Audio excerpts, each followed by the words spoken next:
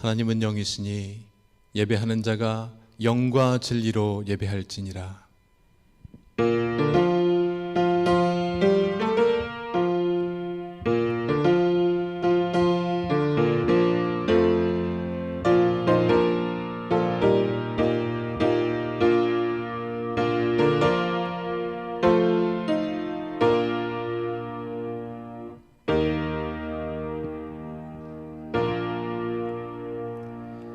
오라 우리가 여호와께로 돌아가자.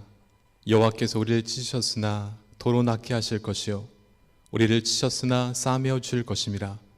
그러므로 우리가 여호와를 알자. 힘써 여호와를 알자. 그의 나오심은 새벽빛같이 일정하니 비와 같이 땅을 적시는 늦은 비와 같이 우리에게 임하시리라.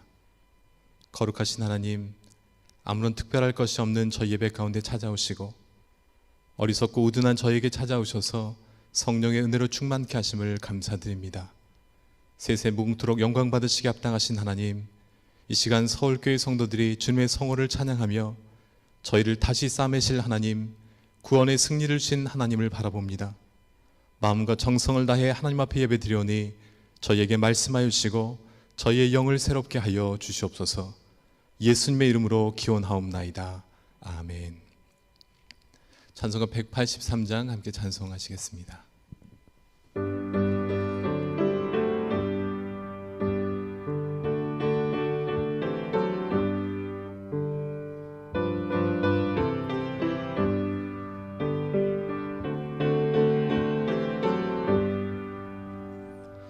빈들의 마른 불같이 시들은 나의 영혼, 주님이 약속한 성령 간절히 기다리네. 가물어 메마른 땅에 단비를 내리시듯 성령의 단비를 부어 새 생명 주옵소서. 반가운 빗소리 들려 산천이 춤을 추네. 봄비로 내리는 성령 내게도 주옵소서. 가물어 메마른 땅에 단비를 내리시듯 성령의 단비를 부어 새 생명 주옵소서. 절 따라 우로를 내려 초목이 무성하니 갈급한 내 심령 위에 성령을 부으소서. 가물어 메마른 땅에 단비를 내리시듯 성령의 단비를 부어 새 생명 주옵소서. 참되신 사랑의 언약 어길 수 있사오랴. 오늘의 흡족한 은혜 주실 줄 믿습니다. 가물어 메마른 땅에 단비를 내리시듯 성령의 단비를 부어 새 생명 주옵소서. 아멘.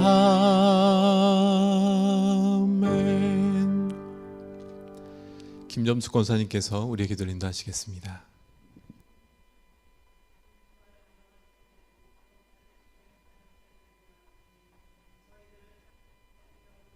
주셔서 예수님을 구주로 섬기며 살아갈 수 있도록 인도하여 주심을 감사드립니다. 하나님, 지난날을 뒤돌아보고 회개합니다. 늘 깨어 기도하라고 주님께서 말씀하셨지만 저희들은 마음을 다하고 힘을 다하여 기도하지 못해서 나라와 민족 그리고 한국교회가 어려움을 당하고 있습니다. 주님 앞에 나와서 2달 동안이나 예배 드리지 못했습니다. 찬양도 드리지 못했습니다. 성도들 간 교제도 할 수 없었습니다. 하나님, 저희들을 불쌍히 여겨주시고 한국교회를 살려주시옵소서. 먼저 한국교회 주님의 종들과 백성들이 일어나 빛을 발할 수 있도록 한 사람 한 사람 붙들어 주시기를 간절히 소원합니다. 하나님, 이 나라 대통령과 위정자들을 위해 기도합니다. 하나님께서 함께 하심으로 이 나라가 하나님의 기뻐하시는 나라 만들어갈 수 있도록 지혜와 명철을 주시옵소서. 선하시고 온전하신 주님의 뜻을 따라 이 나라를 세워갈 수 있도록 역사하여 주시옵소서.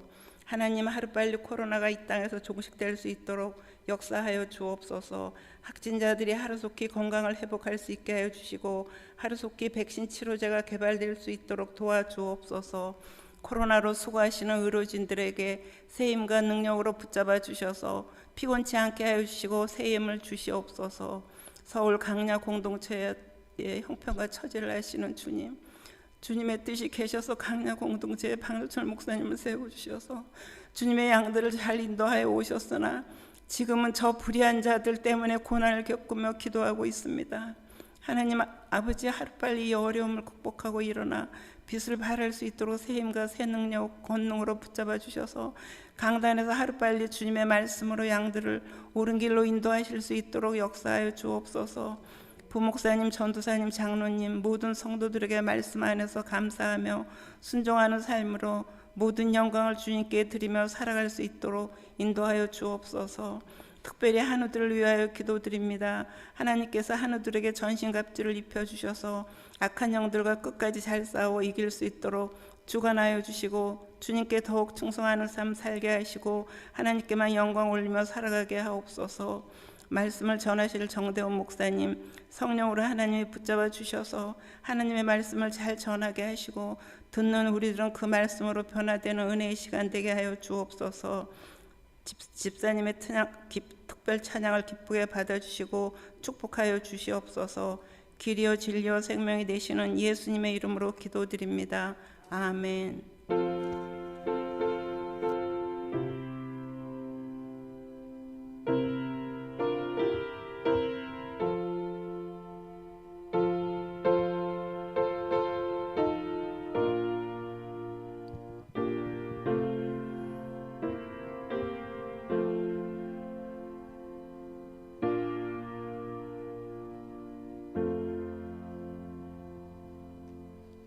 찬송가 435장 함께 찬송 드리시겠습니다.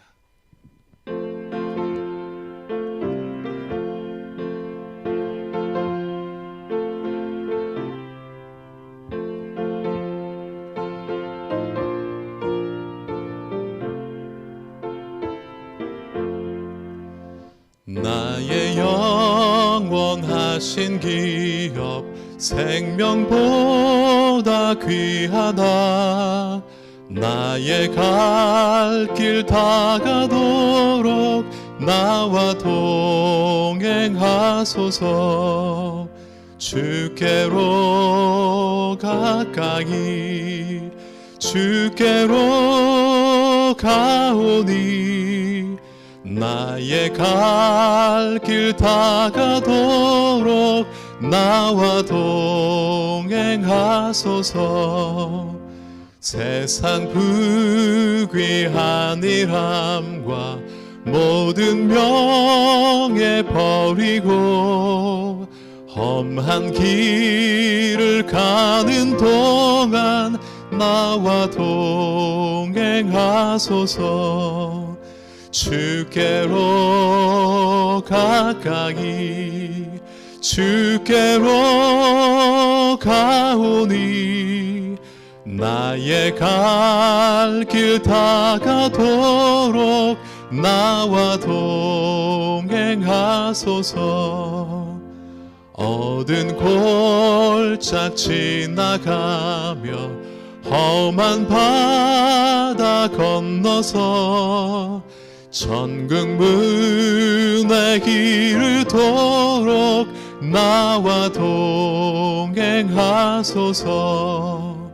주께로 가까이 주께로 가오니 나의 갈 길 다가도록 나와 동행하소서. 아멘.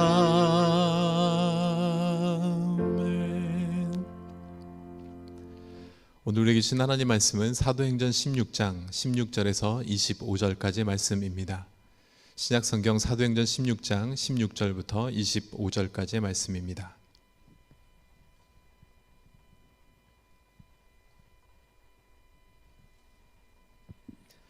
사도행전 16장 16절부터 25절까지의 말씀을 한 절씩 교독하시겠습니다.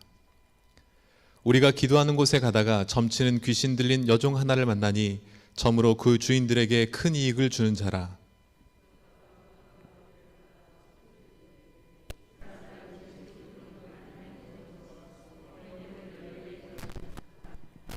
이같이 여러 날을 하는지라 바울이 심히 괴로워하여 돌이켜 그 귀신에게 이르되 예수 그리스도 이름으로 내가 내게 명하노니 그에게서 나오라 하니 귀신이 즉시 나오니라.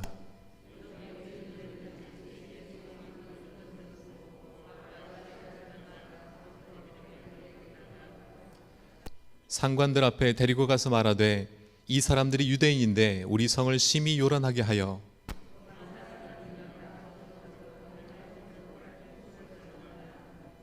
무리가 일제히 일어나 고발하니 상관들이 옷을 찢어 벗기고 매로 치라 하여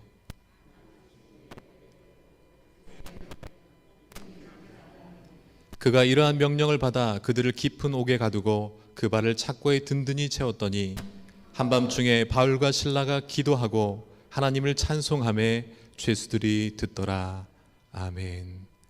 정성자 권사님께서 준비하신 특성으로 하나님께 영광 돌려드리시겠습니다.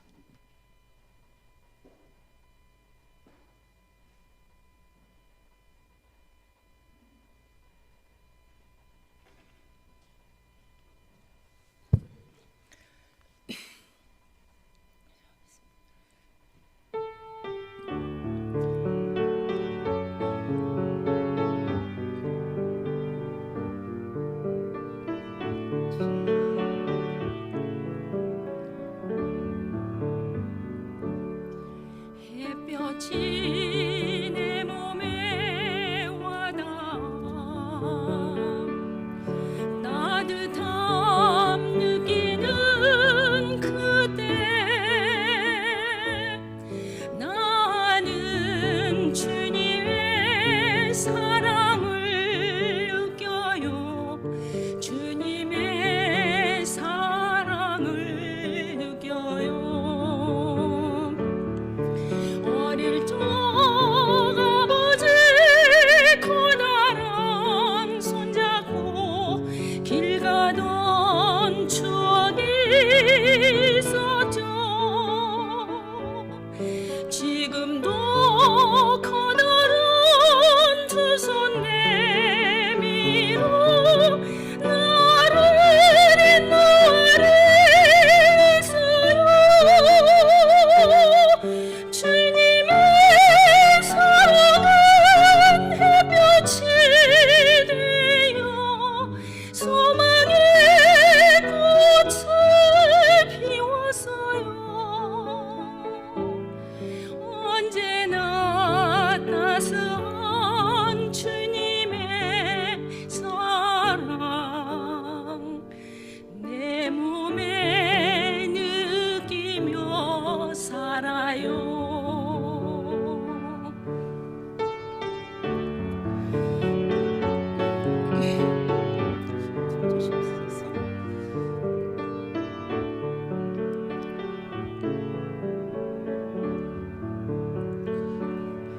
달빛이 내 집에 내리어 어둠을 밀어낸 그때 나는 주님의 은혜를 느껴요. 주님의 은혜를 느껴요. 어릴 적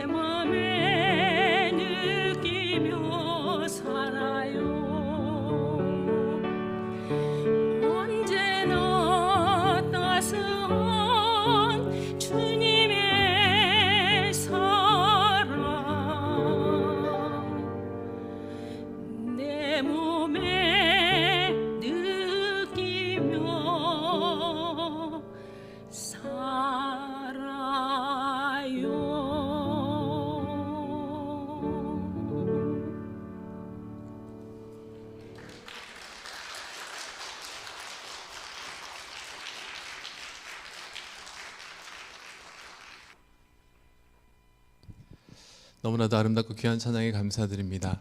우리 전우자에 계신 우리 성도님들께 주님의 이름으로 사랑하고 축복합니다. 인사해 주시기 바랍니다. 네, 광고 말씀드리겠습니다. 사회적 거리두기가 1단계로 하향 조정되고 총회 예배 지침에 따라서 우리가 성전에 직접 나와서 다시 예배 드릴 수 있게 되었습니다. 좌석수의 30%가 입장 가능하다라는 발표가 있었지만 우리 교회 본당은 3,000석 정도가 되기 때문에 30%라고 해도 900명이 동시에 예배드릴 수 있는 정말 좋은 환경에 우리가 있습니다. 오늘도 우리 성도님들 많이 나오셨지만 다음 주일에는 다 같이 함께 나오셔서 성전에서 함께 드리시는 예배의 기쁨과 은혜를 함께 누릴 수 있게 되기를 소망합니다. 다음 주일부터 전교인 온 오프라인 성경 필사데이가 시작됩니다. 전교인을 세 팀으로 나눠서 컴퓨터 타자로 쓰는 온라인 성경 필사로, 또한 직접 손으로 쓰는 노트 성경 필사로 하나님 말씀 기록하게 될 때 큰 은혜의 시간이 될 줄 믿습니다. 자세한 광고는 다음 주일에 드리도록 하겠습니다. 기도하시겠습니다. 우리에게 성령으로 역사하시고 은혜 주시기를 즐겨하신 하나님, 이 시간 저희가 하나님 말씀 앞에 섭니다. 목마른 사슴과 같이 갈급한 마음으로, 어린아이와 같이 겸손한 마음으로 나왔사오니 성령 하나님 친히 저희를 가르쳐 주시고 꼭 필요한 지혜와 지식을 채우시며 성령 충만함으로 역사하여 주시옵소서. 감사하고 기대하오며 우리 주 예수 그리스도 이름으로 기도드립니다. 아멘. 우린 지난 시간에 사도 바울의 2차 선교 여행의 전반부에 대해서 함께 말씀을 나눴습니다. 2차 선교 여행은 먼저 바나바와 결별한 후에 바울은 실라와 함께 바울의 고향이었던 다소를 향해서 먼저 2차 선교 여행을 시작하게 되었습니다. 잠깐 지도를 보시면서 함께 말씀을 나누겠습니다. 맨 먼저 수리아에 있는 안디옥 교회에서 출발해서 사도 바울의 고향이었던 다소를 거쳐가게 되고, 그 다음에 1차 선교 여행 때 돌아보았던 더베라는 곳과 그 다음에 돌에 맞아 섰던 루스트라라는 곳, 그 다음에 비시디아 안디옥이라는 곳을 다시 한번 거쳐가면서 교회를 바로 세우게 되었습니다. 그리고 나서 어떻게 했습니까? 사도 바울은 왼쪽으로 돌아서 아시아에 복음을 전하려는 계획을 갖고 있었지만 성령 하나님께서 그것을 막으셨습니다. 그래서 다시 오른쪽으로 크게 돌아서 비두니아 지방으로 크게 돌아서 또한 선교할 계획을 갖고 있었지만 하나님께서 그것도 막으셨습니다. 그래서 어떻게 하였습니까? 트로이 목마로 유명한 드로아라는 곳에 가서 여기에서 마게도냐인의 환상을 보게 되었고, 이것이 하나님의 뜻임을 깨닫고 배를 타고 건너가서 빌립보, 최초의 유럽 교회에 해당하는 빌립보라는 곳으로 건너가게 되었습니다. 가는 길에 에게해상에 있었던 사모드라게라는 섬에서 하루를 지내고 이튿날 네아폴리, 영어로 쓰면 더 편하다고 말씀드렸습니다. 네아폴리는 네오폴리스, 신도시. 무엇을 위한 신도시입니까? 빌립보를 위해서 만들어졌던 신도시, 외항이었던 이 신도시였던 네아폴리를 거쳐서 드디어 빌립보로 들어가게 되었습니다. 여러분, 빌립보에 도착해 보니까 이 빌립보라는 도시가 과연 어떤 도시였습니까? 육지로는 로마로 통하는 국제도로인 비아 에그나티아라고 하는 국제도로가 이렇게 통과하는 그런 도시였고, 또한 바닷길로는 아까 나왔던 네아폴리라고 하는 항구를 통해서 바닷길로도 전 세계로 통할 수 있는 정말 좋은 위치에 위치하고 있는 것이 빌립보라고 하는 그런 도시였습니다. 이 도시 근처에 금광이 있었고 넓은 평원이 있었기 때문에 발달할 수밖에 없었던 곳이 지금 사도 바울이 가서 처음에 유럽에 복음을 전했던 빌립보라고 하는 그런 지역이었습니다. 마게도냐 지방에서 두 번째로 큰 도시가 이 빌립보라고 하는 그런 도시였습니다. 근데 빌립보에 한 가지가 없었습니다. 여러분, 빌립보에 뭐가 없었습니까? 거기에 회당이 없었습니다. 회당이 없다는 말은 무엇이 없다는 말입니까? 유대인들이 없다는 말입니다. 그래서 유대인들이 없어서 기도할 곳을 찾지 못하다가 빌립보 성 밖에서 옷감 장사를 하는 루디아라고 하는 여인을 만나게 되었고, 그 루디아를 전도해서 온 가족이 다 믿게 되는 이야기가 지난 시간에 우리가 함께 나누었던 말씀이었습니다. 이런 빌립보는 유럽에 세워진 최초의 교회로 우리가 참 유명하게 잘 알고 있지만, 성경에는 그것 외에도 또 한 가지 중요한 사건을 기록하고 있습니다. 그것이 무엇입니까? 그것은 바울과 실라가 복음을 전하다가 빌립보 감옥에 갇히게 된, 그리고 빌립보 감옥에서 찬송하였던 그런 사건이 사도행전에 기록되어져 있습니다. 여러분, 왜 감옥에 갇히게 되었습니까? 하루는 사도 바울 일행이 기도하러 가는 길에 귀신 들린 한 여종이 이 바울 일행을 따라오면서 소리를 지르게 되었습니다. 그 여인은 점을 쳐서 주인들에게 큰 이익을 남겨주는, 귀신 들려서 그걸 통해 점을 쳐서 주인들에게 이익을 안겨주는 그런 여인이었습니다. 근데 그 귀신 들린 여종이 날마다 바울의 선교팀을 따라오며 소리를 칩니다. 이 사람들은 가장 높으신 하나님의 종들인데 당신들에게 구원의 길을 알려주려고 왔다. 날마다 소리를 치면서 사도 바울 일행을 따라오게 되었습니다. 여러분, 영적인 지식과 분별력만 따지면 우리가 귀신을 이길 수가 없습니다. 단순히 지식, 영적인 분별력 이것만이 믿음이라고 생각한다면 여러분, 우리는 귀신보다 못한 믿음을 갖고 있는 것입니다.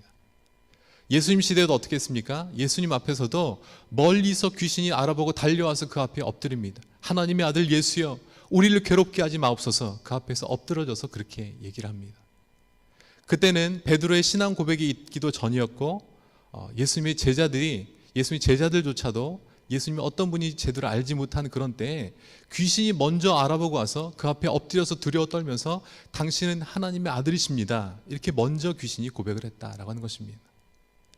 오늘 본문에서도 귀신 들린 여종이 먼저 보고 달려와서 소리를 지르면서 따라오기 시작했습니다. 여러분, 아마도 그 장면이 신기하기도 하고 또 우습기도 해서 많은 사람들이 그 가운데 모여들었을 것입니다. 근데 이것이 전도에 도움이 되기보다는 전도의 방해가 되었습니다. 왜냐하면 복음을 전하려면 설교를 해야 되고 말을 해야 되는데 옆에서 막 계속 소리를 지르고 있으니까 더 이상 복음을 전할 수가 없게 되었던 것입니다. 그래서 어떻게 하였습니까? 내가 예수 그리스도 이름으로 명하노니 그에게서 즉시 나오라 라고 명령을 하였습니다. 그러자 선포한 즉시로 귀신이 나왔다라고 성경은 말씀하고 있습니다.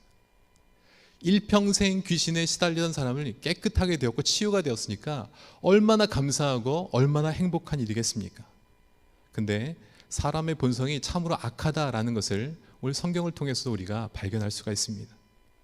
그 여종의 주인들이 오히려 고쳐준 것을 보고 분노하기 시작했다라고 성경이 기록하고 있습니다. 왜 그렇습니까? 자신들의 돈벌이가 끊어졌기 때문입니다. 사람이 고쳐지는 것보다 자기의 돈벌이가 끊어지는 것에 분노하게 되었다라고 기록하고 있습니다. 그래서 바울과 실라를 붙잡아서 광장에 있는 관원들에게로 끌고 갔습니다.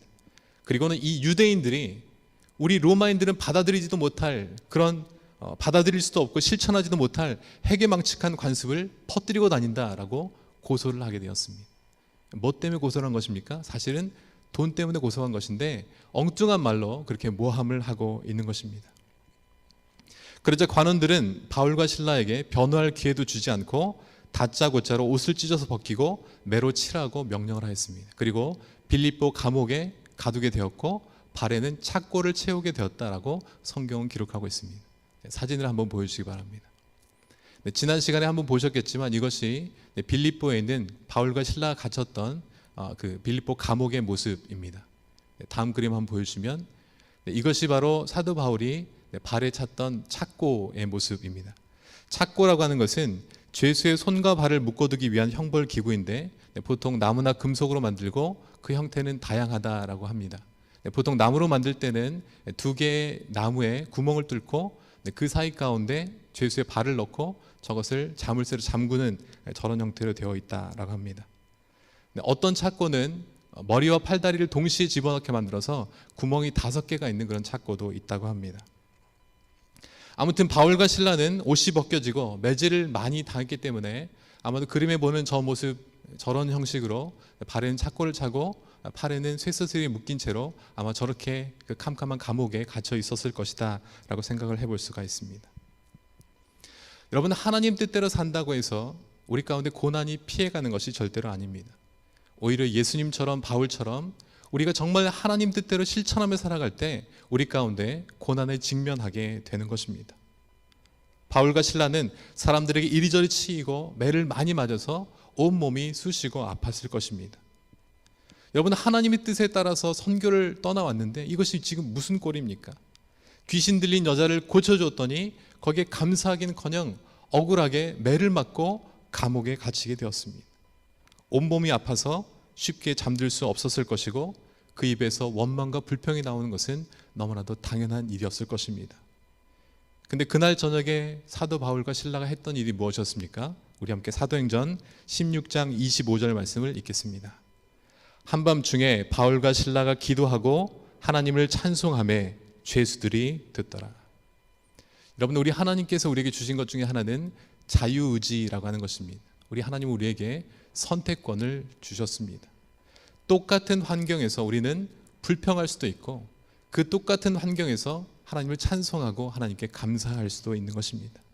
하나님을 원망하고 이런 선교고 뭐고 다 그냥 떼어치울 수도 있는 것이고, 힘들고 괴로울수록 더 십자가를 바라보고 나 같은 사람이 어떻게 주님과 똑같은 길을 걸어갈 수 있습니까? 감사하고 감격하고 그 가운데 찬양할 수도 있는 것입니다. 하나님께서 우리 가운데 선택권을 주셨습니다. 우리에게 주어진 환경은 똑같습니다. 여러분, 어떤 길을 선택하시겠습니까? 바울과 실라는 하나님을 찬양하였습니다. 그리고 죄수들이 그 찬양을 들었다라고 오늘 성경이 또한 증거하고 있습니다. 그저 그 다음에 어떤 일이 일어납니까? 아주 놀라운 일이 일어나기 시작했습니다. 그 감옥에 지진이 일어나기 시작했습니다. 옥터가 움직이고 그 감옥 문이 다 열리게 되고 죄수들의 손과 발에 묶였던 것들이 다 풀려지기 시작했습니다. 여러분, 그때 흔들린 것은 감옥뿐만이 아니었을 것입니다.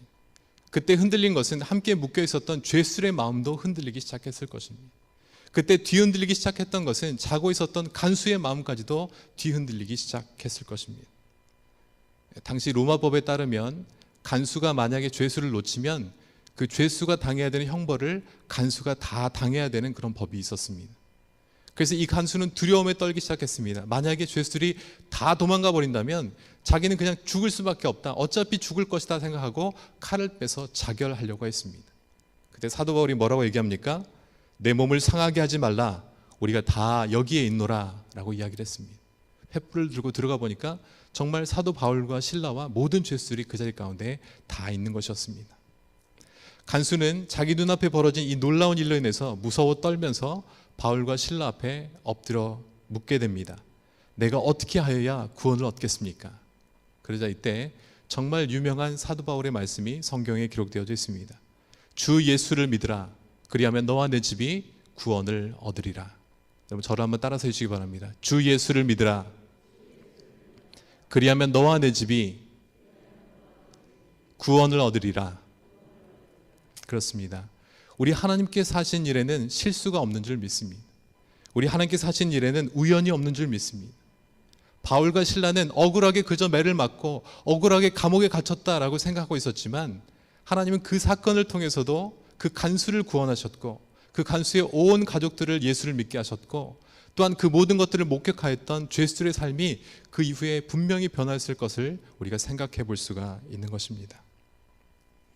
여러분, 혹시라도 원하지 않는 고통 가운데 있습니까? 혹시라도 이해할 수 없는 고난 가운데 계십니까? 여러분, 하나님을 신뢰하시고 하나님께서 우리에게 주신 자유의지로 원망과 불평 대신 감사와 찬송을 한번 해보시기 바랍니다. 캄캄한 감옥도 한나라로 바꿔주시고 하나님의 놀라운 역사가 우리의 삶을 통해서 온전히 이루어지게 될 줄 믿습니다. 사도 바울은 빌립보 감옥에서 풀려나서 그 다음에 어떻게 가게 됩니까? 빌립보에서 풀려나서 그 다음에 어디로 갑니까? 지도를 한번 보여주시기 바랍니다.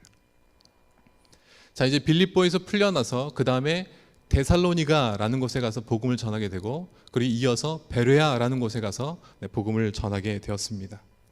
여러분, 빌립보 다음에 간 이 데살로니가라고 하는 것은 빌립보가 아까 마게도냐 지방에서 제2의 도시였다라고 얘기를 하는데, 데살로니가라고 하는 것은 제1의 도시입니다. 이 마게도냐 지방의 수도가 바로 데살로니가 지역입니다. 3주 동안 회당을 중심으로 복음을 전했고 그 사역에 많은 열매들이 있어서 특별히 헬라인들이 많이 믿었고 경건한 귀부인들이 많이 믿게 되었다. 이곳이 바로 데살로니가라고 하는 곳이었습니다. 여러분, 하지만 은혜가 있는 곳에 항상 무엇이 있습니까? 은혜가 있는 곳에 항상 시험이 있고 핍박이 있고 그 가운데 고난이 따라오게 되어 있습니다. 바울 일행을 시기하던 유대인들이 있었습니다. 데살로니가 지역에서 복음이 전해지고 그 가운데 많은 열매가 있게 되자 거기에 유대인들이 시기하기 시작했습니다. 그냥 시기하고 질투하는 것이 아니라 가만두지 않았습니다. 불량배들을 모아가지고 가서 사도 바울 일행을 해치려고 노력하였습니다. 그래서 사도 바울 일행을 잡기 위해서 데살로니가 온 성을 이잡듯 뒤지기 시작한 것입니다. 온 성을 다 뒤지고 다녔지만 결국 찾지 못하자 어떻게 합니까? 바울을 집에 맞아들였던 야손이라는 사람의 집에 들어가서 그와 그의 형제들을 끌고 가서 고소를 하고 난동을 부린 사건이 또한 성경에 기록되어져 있습니다.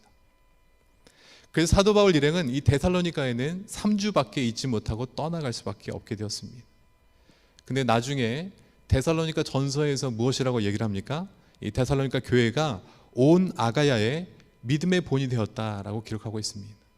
3주밖에 복음을 전하지 못했지만 믿음의 뿌리가 이 데살로니가에 완전히 견고하게 내리게 되었다라고 하는 것입니다.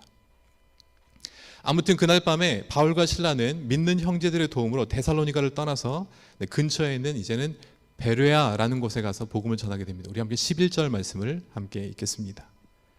베레아에 있는 사람들은 데살로니가에 있는 사람들보다 더 너그러워서 간절한 마음으로 말씀을 받고 이것이 그러한가 하여 날마다 성경을 상고하므로. 여러분, 이런 사람만 우리 주변에 있다면 얼마나 행복하겠습니까? 베레아 사람들은 성격이 온화하고 친절할 뿐 아니라 성경 말씀을 잘 받아들이고 정말 그 성경 말씀이 그러한가 하여서 날마다 성경을 묵상하고 상고하였다라고 성경은 기록하고 있습니다. 문제가 무엇입니까? 우리 주변에는 이렇게 좋은 사람만 있는 것이 절대로 아니다라고 하는 것입니다. 악한 사람들을 보시면 이상한 열심이 있다는 것을 우리는 잘 알고 있습니다. 데살로니가에 있었던 그 악한 유대인들이 거기서만 난동을 부린 것이 아니라 옆에 도시인 이 베레아까지 쫓아와서 사도 바울 일행을 해하기 위해서 많은 사람들을 선동하고 잡아 죽이기 위해서 또 노력하였다라고 하는 것입니다. 그래서 어쩔 수 없이 바울은 다시 이제는 급하게 바닷가로 도망을 가서 급하게 배를 타고 이번에는 그리스 지역인 아덴으로 도망가게 됩니다. 육지로 갈 수 없었기 때문에 아마 급하게 배를 타고 그리스에 있는 아덴 지역으로 가게 된 것 같습니다. 지도를 다시 한번 보여주시기 바랍니다. 베레아에서 배를 타고 이제는 아덴으로 건너가게 되어서 아덴에서 복음을 전하고 또한 그 다음에 근처에 있는 고린도에 가서 복음을 전하고 1년 6개월 정도 사역한 후에 고린도 남쪽에 있는 겐그레아라고 하는 이 항구를 통해서 배를 타고 다시 이제 수리아에 있는 안디옥으로 돌아가는데 중간에 에베소에 잠깐 들렀다가 다시 가는 것이 2차 선교여행의 마지막 여정입니다. 여러분, 바울 선교의 특징이 무엇입니까? 사도 바울 선교의 특징이 있다면 공격을 받으면 거기서 포기하지 않는다라고 하는 것입니다. 반대하는 사람이 있으면 스스로 막 자책하고 뒤로 물러가서 침륜에 빠져버리는 그런 사람이 아니었다라고 하는 것입니다. 공격을 받을수록 더 기쁨으로 사역했습니다. 공격을 받을수록 더 중심부로 들어가고 공격을 받을수록 더 큰 도시로 나아가고 공격을 받을수록 이제는 우상의 중심지였던 아덴까지 가서 복음을 전하였다라고 성경은 우리에게 말씀하고 있습니다. 바울이 배를 타고 가서 도착했던 아덴, 오늘날의 아테네, 그리스의 아테네 그러면 여러분 뭐가 생각나십니까? 그리스의 아테네 그러면 그리스 신화에 나오는 많은 신들이 생각나고 그 다음에 웅장하게 만들어 놓은 그 신전들이 생각나고 거리에 논쟁하는 철학자들이 생각나고 그 다음에 그리스의 아테네 그러면 특별히 생각나는 것은 아크로폴리스라는 것이 여러분 생각나실 것입니다. 그림을 한번 보여주시기 바랍니다. 자, 이것이 그리스에 있는 사도 바울이 가서 복음을 전했던 아덴, 아테네의 중심에 있는 아크로폴리스, 중간에 있는 것이 그 높이 솟아있는 것이 아크로폴리스입니다. 일리소스 계곡에 있는 높이 156m의 거대한 바위 언덕 위에 자리 잡고 있고 중앙에 보이시는 저것이 바로 그 유명한 파르테논 신전입니다. 다음 그림 보여주시기 바랍니다. 이것이 그 파르테논 신전 가운데 제일 윗부분에 있는 것입니다. 세계 문화유산 1호로 지정된 것이 이 파르테논 신전입니다. 여러분, 아크로폴리스라고 할 때 아크로라는 말은 높다라는 뜻이고 폴리스, 볼리, 지난번 데가볼리, 암미볼리, 볼리는 폴리스, 도시라는 뜻입니다. 그러니까 아크로폴리스, 높은 도시, 도시의 가장 높은 곳에 신전을 세워놓은 곳, 그것이 바로 아크로폴리스입니다. 그러면 그리스 아테네에만 아크로폴리스가 있을까요? 딴 데도 있을까요? 네, 다른 도시에도 다 있습니다. 그리스 지역에는 다른 도시에도 높은 곳에 다 신전을 만들어 놓고 그것을 다 아크로폴리스라고 하는데 그 중에서 가장 유명한 것이 바로 그리스 아테네에 있는 이 아크로폴리스인 것입니다. 아테네는 이 그리스 지역에서도 아주 유명한 큰 도시이고 경기장이 2개나 있을 정도로 정말 크고 화려한 도시가 아테네라고 한 도시였습니다. 네, 그림을 한번 보여주시기 바랍니다. 네, 이것은 헤로데스 아티쿠스가 만든 오데온이라는 것인데, 그러니까 우리말로 하자면 음악당이라고 하는 것입니다. 그 고대에 음악당을 이렇게 아름답고 큰 규모로 만들어놨습니다. 지금 그냥 우리가 사진으로 보기에 그렇게 크게 보이지 않지만 저기 좌석수가 5,000석이나 된다라고 이야기를 합니다. 자, 그 다음 그림 보여주시기 바랍니다. 이것은 에레크테이온 신전인데 지금 자가 잘 안 보이시겠지만 이 신전의 특징은 가운데 자세히 보시면 그 기둥의 모양을 성인 여성의 모양으로 조각해 놓은 것을 볼 수가 있습니다. 다음 그림 보여주시기 바랍니다. 자, 이곳은 디오니소스 극장이라고 하는데 전 세계에서 가장 오래된 극장이 바로 이 디오니소스 극장입니다. 세종문화회관 대극장, 대강당, 대극장이 3,000석 정도 된다라고 하는데 이 디오니소스 극장 지금 이제 발굴 중이지만 이것이 완전히 발굴을 마치면 총 17,000석 정도 된다라고 합니다. 그 규모가 얼마나 크고 광대한가라는 것을 우리가 잘 알 수가 있는 것입니다. 그러니까 웅장하게 만들어진 음악당도 있었고 세계 최초의 그 음악당이었던 그 극장이었던 디오니소스 극장도 있고 니케 신전이 있고 에레크테이온 신전이 있고 아크로폴리스의 파르테논 신전이 있고 정말 화려한 곳, 정말 많은 새로운 문화가 있는 곳이 사도 바울이 복음을 전했던 아테네라고 하는 곳이었습니다. 그리고 이 파르테논 신전을 올라가는 길 가운데 오늘 성경에 나온, 오늘 뒷부분에 나오는 성경에 나오는 지명 한가운데가 더 나옵니다. 그것은 바로 아레오바고 언덕이라고 하는 것입니다. 여러분, 아레오바고 언덕이 어떤 곳입니까? 이 아레오바고 언덕은 아덴 사람들에게 파르테논 신전에 올라가는 그 아덴 사람들에게 사도 바울이 복음을 전했던 곳이 아레오바고 언덕이라는 것입니다. 사진을 한번 보여주시기 바랍니다. 네, 이것이 바로 아레오바고 언덕입니다. 중간에 높이 솟아 있는 바위 같은 곳이 바로 이 아레오바고 언덕인데 이것이 아크로폴리스 올라가는 길가에 이렇게 있고 다음 그림 보여주시기 바랍니다. 네, 거기에 올라가는 저기에 보시면 오른쪽 편에 여러분 그 빨간색 네모로 되어 있는 부분이 석판이 저기 붙어 있는데 저 석판에 어떤 내용이 지금 기록되어져 있냐면 사도행전 17장에 사도 바울이 설교한 내용, 그러니까 아덴 사람들에게 설교한 내용을 석판에 기록해서 아레오바고 언덕 아래다가 저렇게 붙여놓은 것을 볼 수가 있습니다. 그러니까 지금 사도 바울은 우상의 중심지, 우상의 한가운데, 우상을 섬기는 사람들 한가운데 가서 지금을 복음을 전하고 있는 것입니다. 여러분, 사도 바울이 아덴 사람들에게 복음을 전한 내용이 무엇이었습니까? 먼저는 이 아덴에 신전과 신상이 참 많다라는 말로 이야기를 하게 됩니다. 너희는 보니까 범사에 종교성이 참 많은 사람들 같다.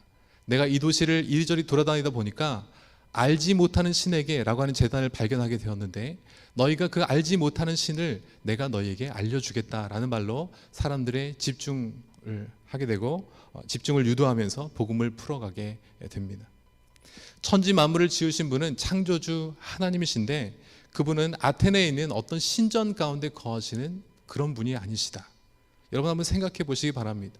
신이라고 하는 존재, 참신이라고 하는 존재는 사람이 만든 작은 집이나 신전 가운데 그 가운데 거하는 그런 존재가 아닙니다. 그러므로 창조주 하나님이 아닌 제우스, 헤르메스, 아테나, 포세이돈 같은 가짜 신들에게 빌면서 그렇게 살아서는 안 되는 것입니다.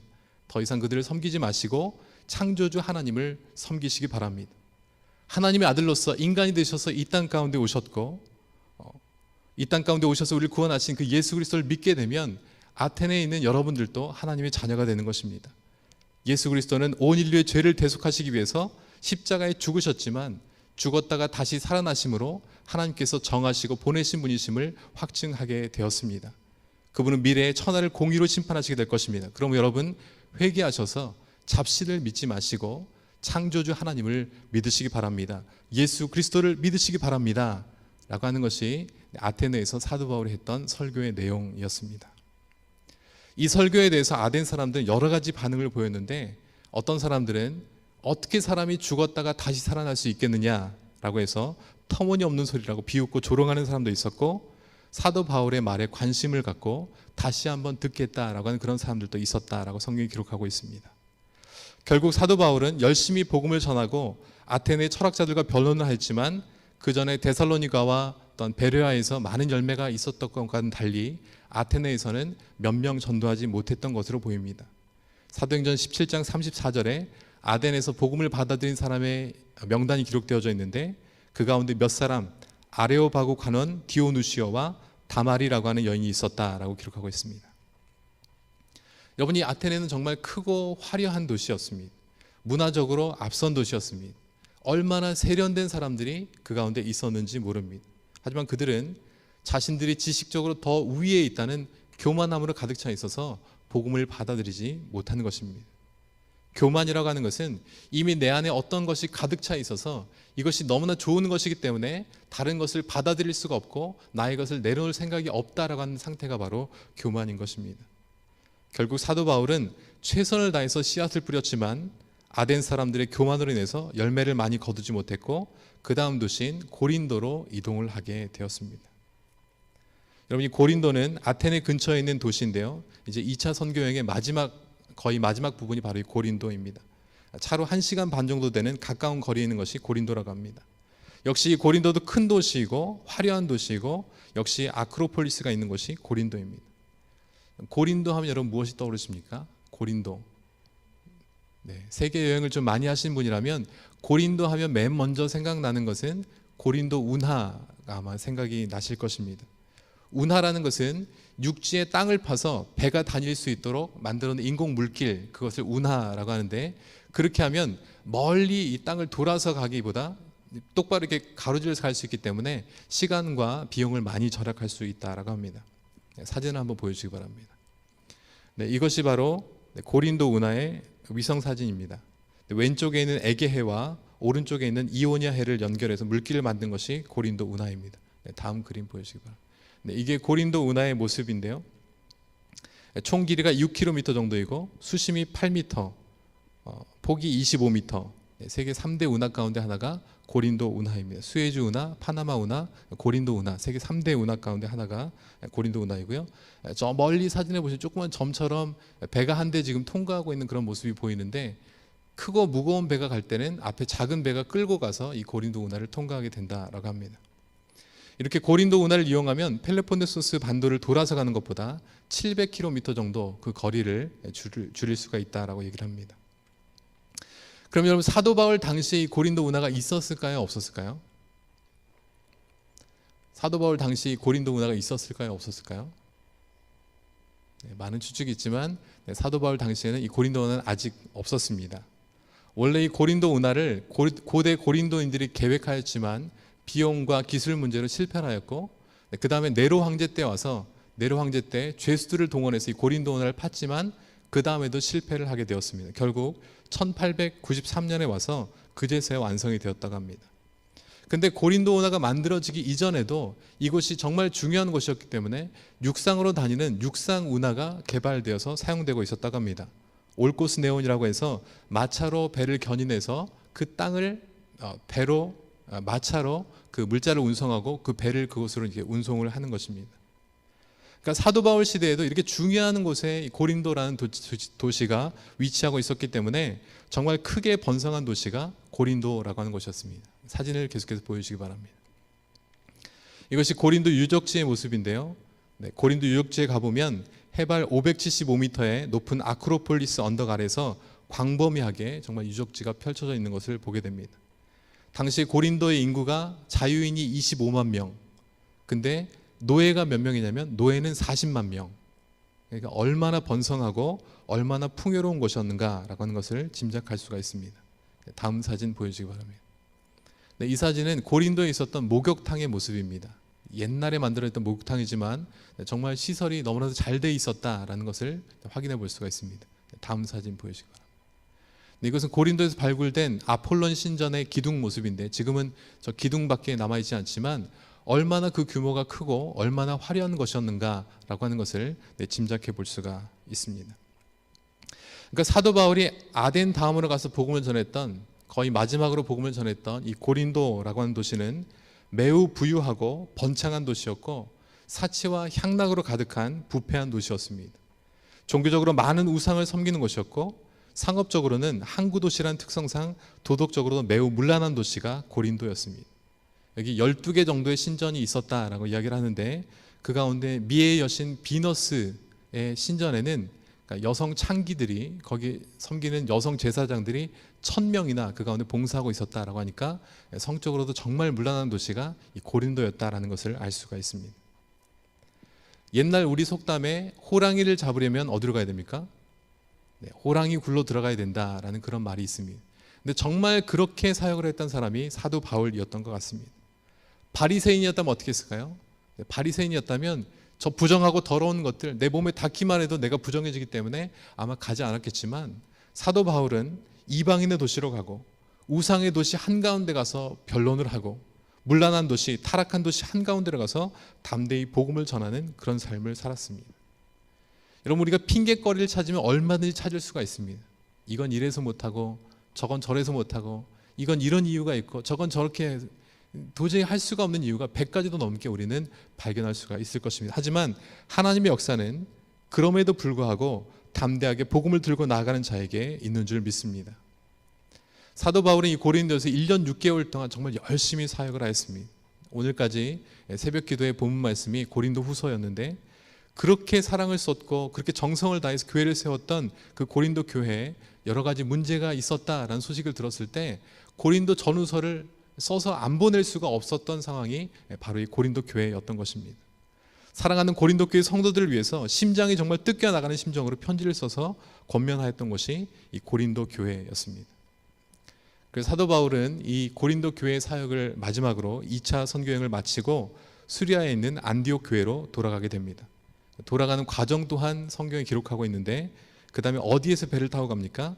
사도행전 18장 18절에 보면 겐그레아라는 곳에서 배를 타게 되는데, 바울이 일찍이 서원이 있었으므로 겐그라에서 머리를 깎았더라 라고 하는 정말 재미있는 표현이 나옵니다. 사진을 한번 보여주시기 바랍니다. 이거 사도 바울이 머리를 깎았던 그 항구가 있던 겐그레아 항구터입니다. 지금은 지진으로 모든 유적지들이 거의 물에 가라앉아 있고 별로 남아있는 부분이 없는 것을 볼 수가 있습니다. 머리를 깎았다라고 하는 것은 서원이 끝났다 그런 뜻입니다. 일정 기간 동안 나신으로 서원을 해서 그 기간 동안에는 머리를 깎지 못했지만 그 기간이 다 끝나서 이제는 머리를 깎고 그 다음 배를 타고 수리아의 안디옥으로 돌아갔다라고 하는 그런 이야기가 될 것입니다.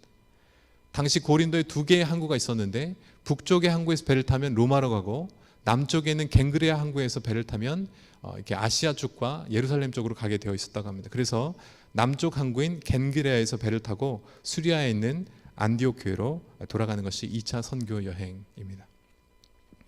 여러분, 내용이 참 많아서 다 기억하기가 너무나도 힘드실 것입니다. 하지만 여러분, 괜찮습니다. 지금 우리가 함께 보는 것은 성경에 기록되는 곳이 이런 곳이구나, 사도 바울이 가서 복음을 전했던 것이 이런 환경 가운데서 복음을 전했겠구나, 여러분 그것을 기억하시면 될 것 같습니다. 그러니까 2차 선교 여행을 전체적으로 한 번만 정리해 보자면 이렇게 될 것 같습니다. 처음에 수리아에 있는 안디옥에서 출발해서 다소를 거쳐서 더베, 루스드라, 그러니까 1차 선교 여행 때 갔던 곳을 지나서 그 다음에 드로아까지 가서 왼쪽 오른쪽 다 못 가서 드로아로 가서 환상을 보고 빌립보로 건너가게 됩니다. 이 빌립보에서는 2가지 중요한 사건이 있었는데, 첫 번째는 루디아라고 하는 옷감 장사를 전도한 일이었고, 두 번째는 억울하게 귀신 들린 사람을 고쳐줬다가 억울하게 감옥에 갇혔고, 주 예수를 믿으라 그리하면 너와 내 집이 구원을 얻으리라 라고 하는 그 사건이 있었던 것이 빌립보였습니다. 여기서 풀려나서 더 큰 도시 마게도냐 지방의 수도였던 데살로니가로 가서 복음을 전하게 되었고, 이 데살로니가에서도 핍박을 받자 옆에 있는 베레아로 가서 복음을 전하게 되었고, 여기까지 쫓아와서 핍박을 하게 되자 이제는 배를 타고 그리스 지방에 있는 아테네로 가서 복음을 전하게 되었고, 우상의 도시에 있던 이 아테네에서 복음을 전했지만 많은 열매를 얻지 못했고, 그 다음 옆에 있는 고린도라고 하는 도시에 가서 1년 6개월 동안 정말 그 타락한 도시, 문란한 도시였던 고린도에서 열심히 사역을 하다가 다시 돌아오게 되는데, 돌아오는 길에 겐그레아에서 머리를 깎고 배를 탔고 에베소를 잠깐 거쳐서, 그 다음에 좀 특이한 것이 있는데 저 밑에 가이사랴라는 곳이 있습니다. 가이사랴를 거쳐서 안디옥으로 가는데, 여러분 가이사랴가 어떤 곳입니까? 가이사랴는 예루살렘의 외항, 그다음에 총독이 머물고 있었던 곳, 혹시 기억나실지 모르겠습니다. 거기를 거쳐서 안디옥으로 가는 것이 사도 바울의 2차 선교여행의 전체의 모습입니다. 여러분, 사도 바울이 왜 이렇게까지 해서 복음을 전했을까요? 그냥 편하게, 적당하게, 변화된 세상에 적응하면서 기회가 되면 복음을 전하고 안 되면 어쩔 수 없고 그렇게 편하게 신앙생활을 할 수도 있지 않았겠습니까? 여러분, 오늘날 우리는 전도가 불가능한 시대 가운데 살고 있다라는 말을 많이 하게 됩니다.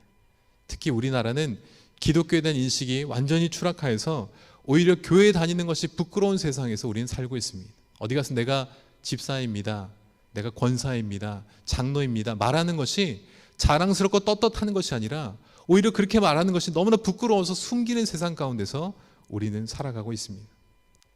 얼마 전에 어떤 분에게서 얘기를 들었는데, 자기 아들이 초등학교에 다니는데 초등학교에서 아빠 직업이 목사라는 것을 도저히 부끄러워서 친구에게 말하기가 어렵다. 자기는 그 말을 못하겠다. 아빠가 목사인 것이 너무나도 부끄럽다라는 그런 말을 했다고 합니다.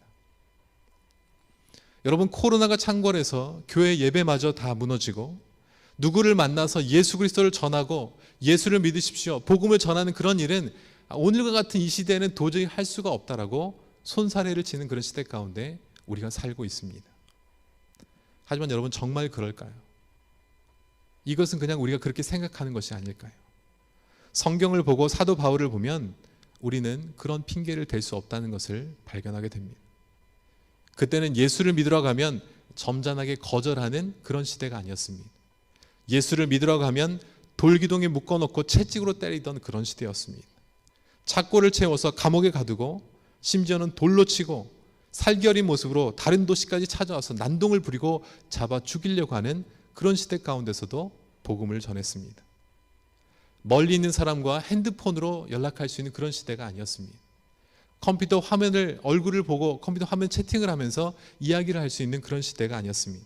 10km, 100km, 150km 먼 거리도 직접 걸어가서 메마른 광야를 지나고 배가 파선해서 빠져 죽을 뻔하고 강도를 만나고 맹수를 만나고 온갖 어려움을 다 겪으면서도 복음을 전해야 됐던 그런 시대였습니다. 하지만 그 가운데서도 하나님의 역사는 헌신된 그 한 사람을 통해서 불가능을 넘어서 더 놀랍고 더 폭발적으로 초대교회를 이끌어 가셨다라는 것입니다. 그것이 성경을 통해서 우리에게 도전하고 말씀하시는 것입니다. 여러분, 복음이라는 것은 절대로 가만히 있는다고 확장되는 것이 아닙니다. 하나님께서 씨까지 다 뿌려주시는 것이 아닙니다. 거친 밭이 있다면 우리 자녀들의 마음이, 우리 가족들의 마음이, 내가 전도하려고 하는 그 사람의 마음이 거친 밭과 같다면 돌멩이를 골라내고 잡초를 뽑아내고 밭을 갈고 거름과 물을 주어서 좋은 땅으로 만드는 것, 그 누구의 사명입니까? 하나님이 해주시는 것이 아니라 그것은 바로 나의 사명인 것입니다. 부족하더라도, 연약하더라도 사도 바울처럼 먼 곳에 나가서 우리가 전도하지 못한다고 할지라도 이 시대와 우리의 주변이 하나님께서 우리에게 맡겨주신 선교지임을 여러분 기억하시고, 사탄의 방해와 고난 앞에 무릎 꿇지 마시고 우리 입술로 삶으로 복음을 전하는 그리스도인들이 되셔서 하나님께서 영광 받으시고 하나님 나라가 이 땅 가운데 임하게 되는 서울교회 광야 공동체 우리 모두가 되기를 소망합니다. 기도하시겠습니다. 은혜가 풍성하신 아버지 하나님, 복음의 불모지였던 빌립보와 데살로니가에, 우상으로 가득했던 아덴 땅에, 사치와 향락으로 가득했던 타락한 도시 고린도에 담대히 복음을 전했던 사도 바울의 마음을 하나님, 저희도 조금이라도 본받게 하여 주시옵소서. 언제까지나 상황을 핑계 삼아서 한 사람에게도 복음을 전하지 못하는 나약한 그리스도인들 되지 않게 하시고, 때를 얻든지 못 얻든지, 열매가 있든지 없든지 성령으로 충만하게 하시고 담대히 복음을 증언하게 하셔서 우리 주변에 죽어가는 많은 영혼들을 구원해내는 하나님의 도구들이 되게 하여 주시옵소서. 우리 가운데 최초의 선교사가 되어서 찾아오신 우리 주 예수 그리스도 이름으로 기도드립니다. 아멘. 다 함께 일어서셔서 찬송가 505장 찬송하신 후에 주기도문으로 예배를 마치겠습니다.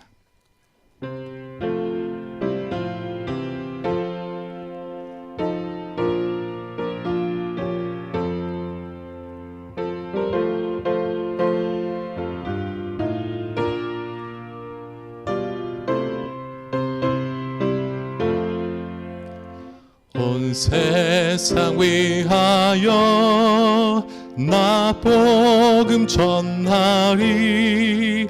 만 백성 모두 나와서 주 말씀 들으라.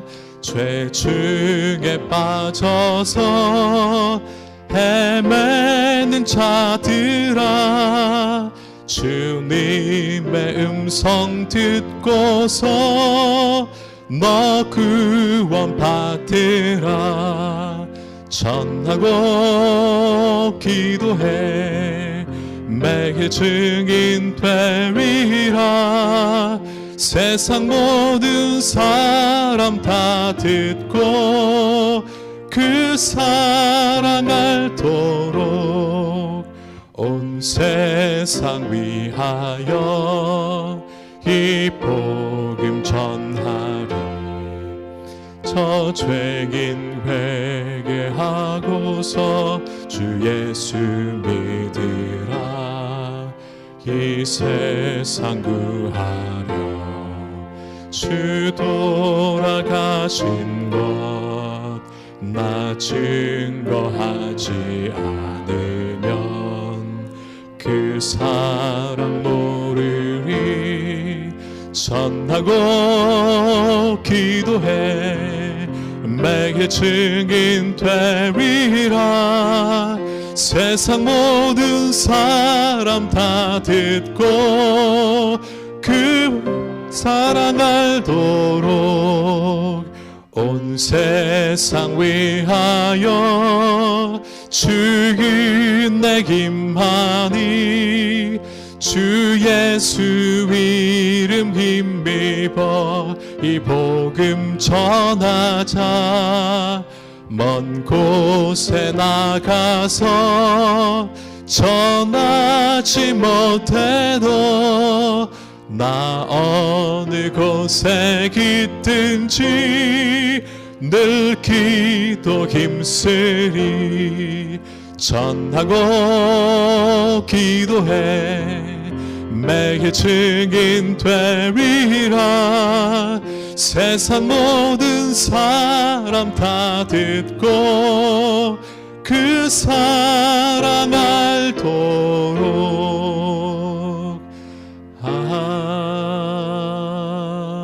아멘. 하늘에 계신 우리 아버지, 아버지의 이름을 거룩하게 하시며 아버지의 나라가 오게 하시며 아버지의 뜻이 하늘에서와 같이 땅에서도 이루어지게 하소서.